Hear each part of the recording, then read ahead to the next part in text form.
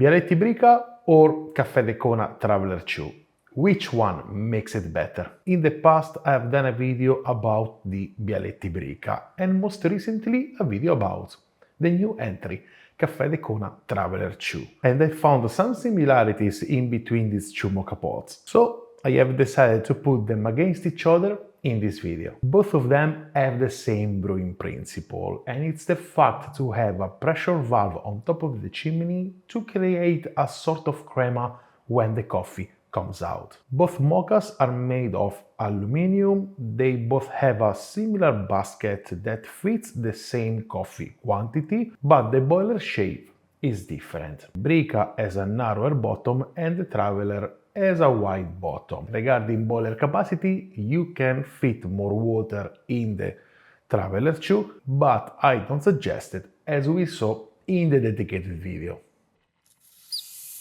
So, to compare them, I've brewed for the past week both MOKAs with the same coffee, the same grind size, the same quantity in the basket, the same quantity of water in the boiler, in this case 120 grams of water. And regarding the water, I've used both room temperature and also hot water in the boiler. On the stove, I always use the small diffuser and I brew both MOKAs at low heat. And of course, I found some differences. The coffee from Brikka always comes out faster than Traveler 2. For Brikka usually takes around 3 to 4 minutes and for the Traveler 2 it takes around 4 to 5 minutes. When I placed hot water in the boiler, of course for both MOKA pots the brewing period was faster, but there was a difference in taste compared to room temperature that I will tell you in a few seconds. Regarding the temperature of the beverage,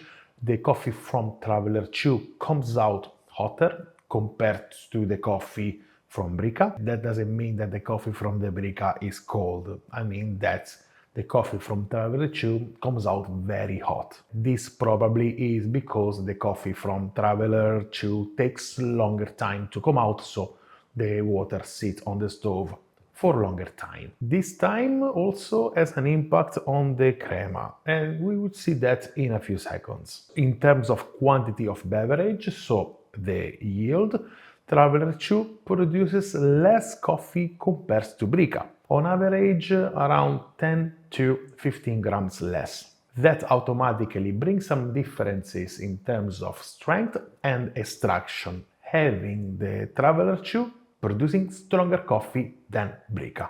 Taste-wise, even taking longer time to brew, the coffees from Traveler 2 on average were always tasting better than the coffee from Brikka. That actually surprised me. Both coffees from both MOKA pots, they were coming out good and sweet, but the one from Traveler 2 were smoother. The mouthfeel overall is better. And the coffees from Brikka, they were always a bit rough. Looking at the filters, they look similar, but they are a bit different. You can see that the Brikka filters has less but slightly bigger holes compared to the Traveler 2 filter. Probably the different filter and also the lower yield from the Traveler 2 makes the coffee a bit more balanced compared to the one from Bialetti Brikka. Even when I brewed light roasted beans, the coffee from Traveler 2 were coming always sweeter compared to the one from Brikka, which highlighted more the acidity. The coffee was taking a bit longer to come out with the Traveler 2, and this probably because the light roasted and the high density of the beans creating more resistance in the MOKA pot. This longer time was giving me one positive thing and one negative thing. The positive one was the taste of the coffee, probably because this longer contact time in between coffee and water extract nice level of sweetness even with a low yield, as we saw. The negative one, the mess on the counter.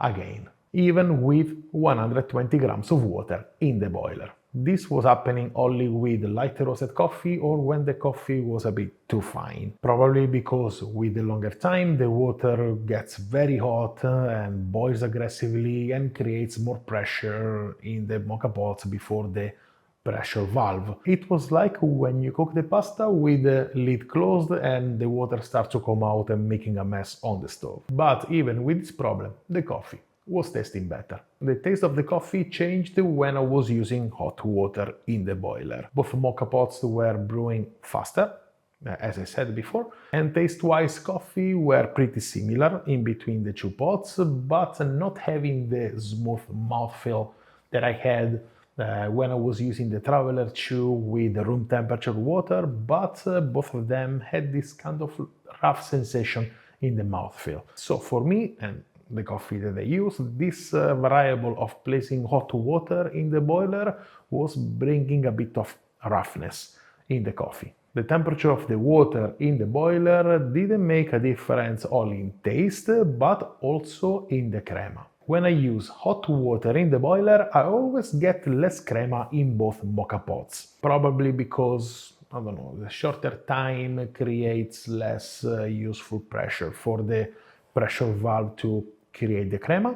Let me know if you have noticed that too. Talking about the crema, the Brikka creates a more fluffy and bubbling crema, and Traveler 2 a more smooth one, like the one we find in an espresso shot. Sadly, both of them disappear after a few seconds, but for the time being, I prefer the one from the Traveler 2. My conclusions are that taste-wise, I found Traveler 2 producing better coffee than Brikka, whether the coffee was dark or light roasted. Also, I prefer the crema coming from the Café De Kona MOKA pot, even if sometimes it was creating that mess on the counter. Brikka is more straightforward to use and also safer, apparently. Regarding cleaning, Brikka, it's easier to clean. When I go to clean the Traveler 2, I always risk to lose the pressure valve parts because they are very tiny. Regarding materials and how they are built, they are more or less the same, but Traveler 2 is more expensive than